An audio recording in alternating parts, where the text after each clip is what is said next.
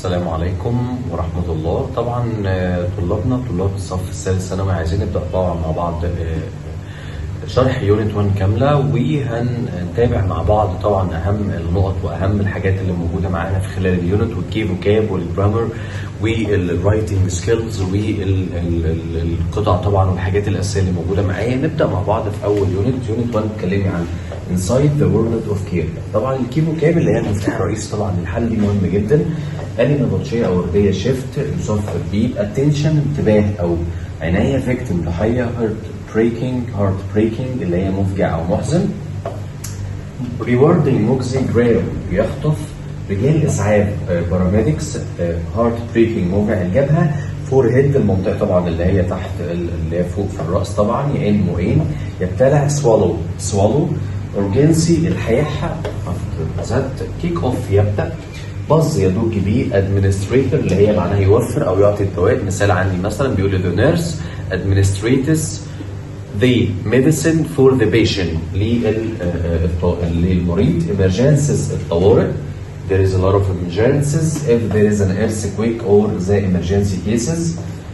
choice اللي هي الفوضى، roller coaster تجربة اللي هي التغيرات، clasp ينهار، CPR اللي هي كارديولوج، pulmonary respiration، conscientious الوعي، clues النبض، stage الغرزة أو الجراحة. when doctors make stage for a surgery one it's really important to fix it correctly. طبعا prone يتألم بشدة، clutch يمسك بشدة، و طبعا scope نطاق المجال. دي طبعا عندي المعاني بتاع الكلمة. في حاجة طبعا معايا تاني اللي هي الايديمز والاكسبريشنز، نركز مع بعض فيها لان هي طبعا من الاساسيات الحاجات المهمه طبعا اللي موجود معايا. طيب الاكسبريشنز اللي موجود معايا بيقول لي ميك ا جود نيرس الوكاله. في طبعا عندي ايتمز مش المعنى الرئيسي، خلي بالنا طبعا من الترجمه الحرفيه نبعد عنها. بريبير فور يجهز لي، ميك شور يتاكد، فريزل فيرب يندفع، رش ان اللي هي هاري اب مثلا، او اورجانيكالي في عجاله اللي هي السينونيم للورد طبعا. during the shift call for يتصل بيه، aware of fall down يسقط. training sessions recovery room. medical emergencies اللي هي الطوارئ الطبيه، in on corner cry out يصرخ. fly open jump into action. fill with come to an end lose lot. deal with pay attention. lose with running waiting room. recover from يتعافى من as a reception يعطي روشتة. run into يقابل الصدفة. administrating أو do اللي هي يقوم بإعطاء الدواء. perform task 12 hour shift care for before moving on before arrival قبل الوصول. check on her patient switch rules emergency procedures give emergency care suffer from يعاني من out of brief قاطع النفس. take over يتولى مسؤولية. يقول لي مثلا teachers take over responsibility about their students. break his leg تنكسر رجله broken arm. give instruction at 20 year old. خلي بالنا بيبقى في داش طبعا ومعايا هنا 20 نعمل بعديها داش، ما بجيبش كلمة years لأن بتبقى عندي من الصفات أو الأسماء المركبة. medical charges life saving afraid of give CPR اللي هو انعاش القلبي والرئوي. avoid choking as much as possible make an point fall off buzz with have a headache. دي مهمة جدا. طيب تاني حاجة معايا ألا وهي الجرامر طبعا بتاع سيشن 1 معايا. قال لي طبعا لازم ابقى عارف كويس جدا ايه الاشياء او الحاجات الاساسيه علشان انا مخلي بالي من الجرامرز طبعا دي الكلمات اللي موجوده معايا. طيب افتر ذات الريدنج مهم جدا. في طبعا الجرامر ريدنج بيقول لي what makes a nurse successful in his career. every morning لازم نقرا طبعا لان القرايه هتبقى مهمه جدا معايا في الباسج والحاجات الاساسيه زي ما قلنا في الاول سيشن. every morning nurse Sarah's kick off بدات. هنا طبعا kick off معناها يبدا، دي مهمه جدا اللي هي الفريزل فيرب. here with a strong cup of coffee before her 12-hour shift began she is always preparing herself mentally for the challenges ahead. As soon as she has arrived, she checked patients' charts and reviews updates from the night. Shift the hospital is buzzing with activity. Doctor rushing, monitoring, beeping, and patient waiting. After that, Sarah's first task is administration. Medication to her patients.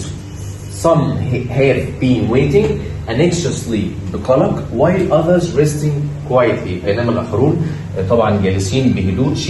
She has cared for many patients over the years but each day bring new surprises.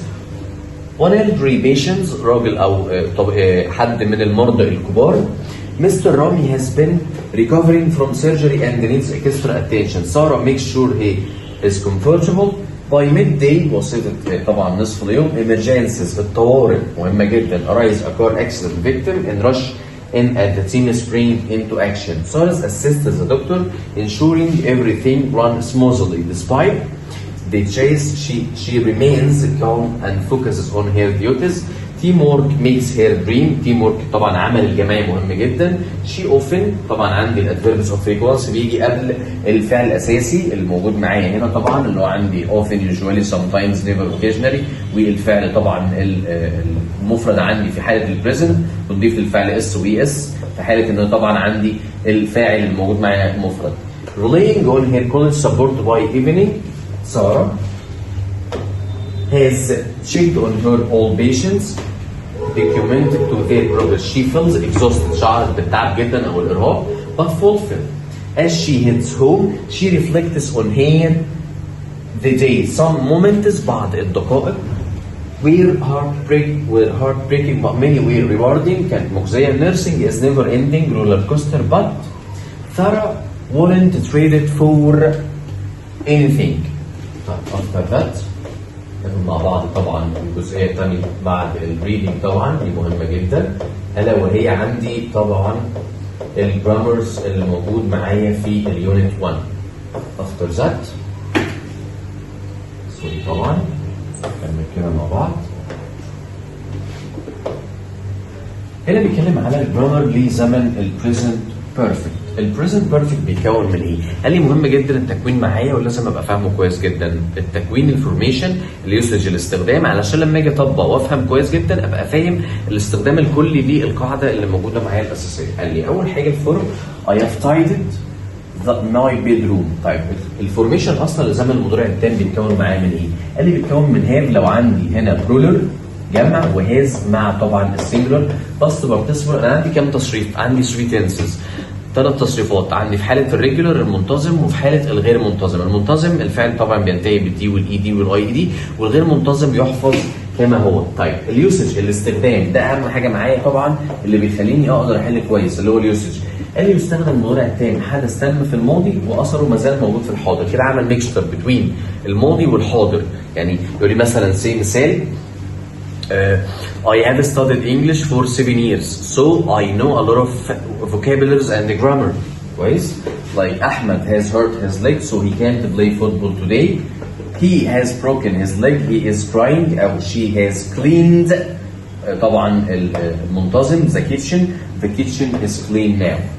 After that رقم 2 في اليوسج فاستخدمه عن الخبرات أو previous experience. without any specifying about what happened or when happened. مع كلمة never و ever.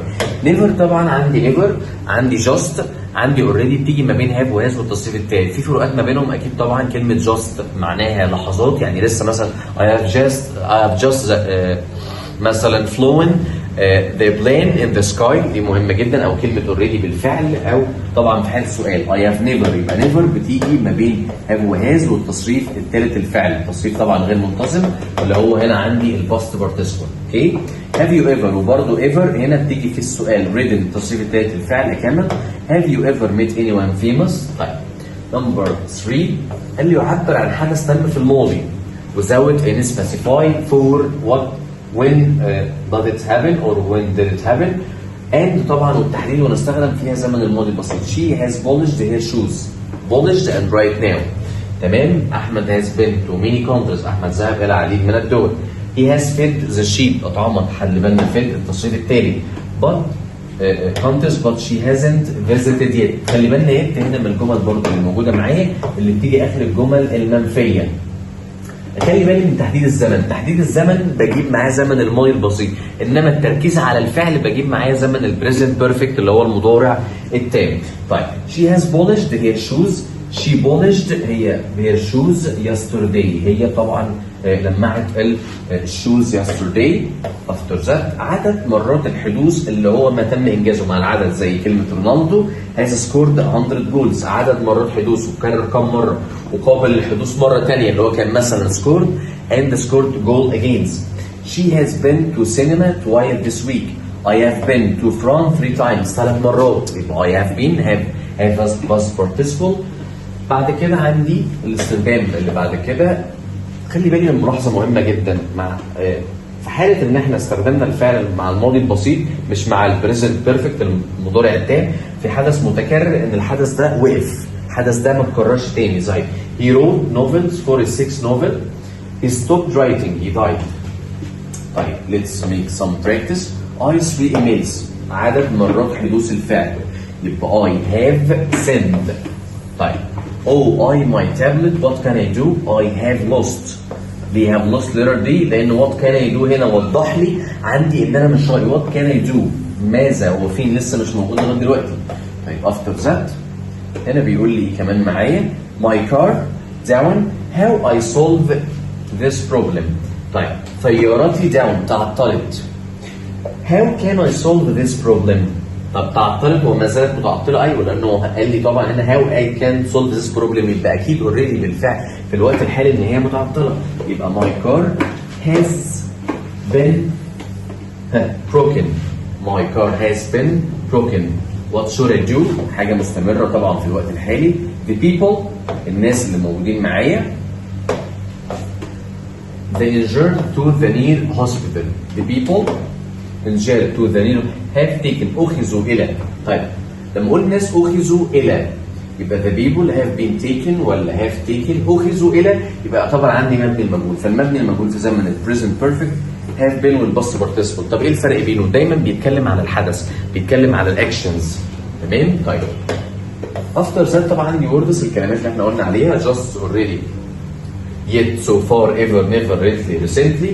خلي بالي من كلمة just و already و never في بداية الجملة، في نص الجملة ما بين have و has، أو في نهاية الجملة لما بأكد على جملة زي دي. مثلا 20 million people have seen the film already، وبستخدمها في السؤال have you already written June.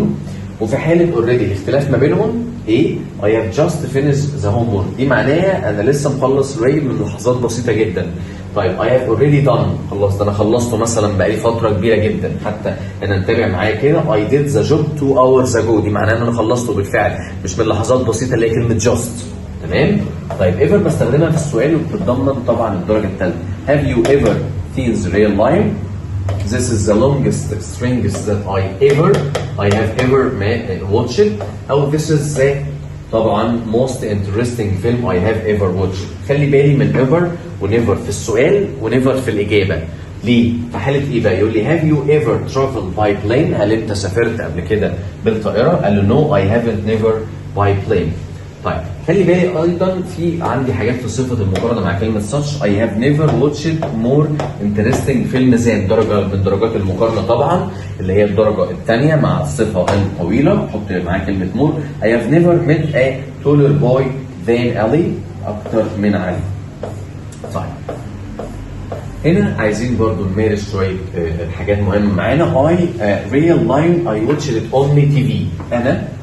انا بيقول لي ريال لايون اسد حقيقي واتش تي في. يقول لي فانا بالتاكيد انا شفته في التلفاز بس، يبقى له I have never seen. انا شفته فقط في التلفاز. Nada is students I have ever seen. Nada is the most intelligent. اذكى بنت انا شفتها لغايه دلوقتي. اذكى بنت انا شفتها طبعا لغايه دلوقتي. The plane الطائره has just flown ولا has just ولا had just ولا lost ولا has؟ قال لي لا هي has just flown. انا لسه شايفها حالا. I have انا حاليا seen a clever intelligence like Nala. I have never ولا I have never هنا طبعا seen the intelligence like Nala. After that I have met the manager. انا شفت المدير. yet اخر الجمله المنفيه طبعا مهمه معايا. already و ever و ago شفت المدير بالفعل. طيب الموضوع التاني استخداماته ايه كمان معايا؟ استخدم كلمه yet في الجمل المنفيه زي ما بنقول they haven't eaten. ده في موجود معايا طبعا yet. الحدث اللي موجود معايا كلمه already وليس yet في نهايه الجمله، بمعنى have you finished the test yet you are quick. انت سريع، فانت سريع، انت اكيد خلصته، يبقى بناء على السيكونسز للجمله. طيب have you finished the test yet you should، هل انت يجب ان تسرع، يبقى انت خلصته حتى الان، يبقى الاجابه معايا. يبقى خلي بالك كلمه yet بتستخدم بمعنى لكن او مع ذلك في الحته اللي هي بتاعت عندي هي met yet he attended، هو حضر the meeting. lately وريسنتلي بنفس الطريقه في اخر الجمله اللي هو ظرف الزمان او ظرف المكان. lately وريسنتلي الصراحه scored the goal yet. افتر ذات افضل استخدام lately في النفي، وفي في الاثبات عندي ريسنتلي. he has moved to the new house recently حديثا. he hasn't phoned، هو لم يهاتفني me lately مؤخرا. اخلي بالي لان ملحوظه مهمه جدا وبتيجي عندي في الاكزامز طبعا، الفرق ما بين have او has been to و has او have gone. هنا معناها ذهب وعاد، وهنا ذهب ولم يعد مع gone. طب ذهب وعاد اللي هي معناها has been. مثلا my sister has gone to school، هي at the school now لسه ما رجعتش مع has gone. طبعا my sister has been to the cinema يبقى خلاص هي اوريدي رجعت من الحاجات. فاتمنى ان احنا نبقى فهمنا طبعا الامثله اللي موجوده معايا والشرح المتكامل على زمن البريزنت بيرفكت.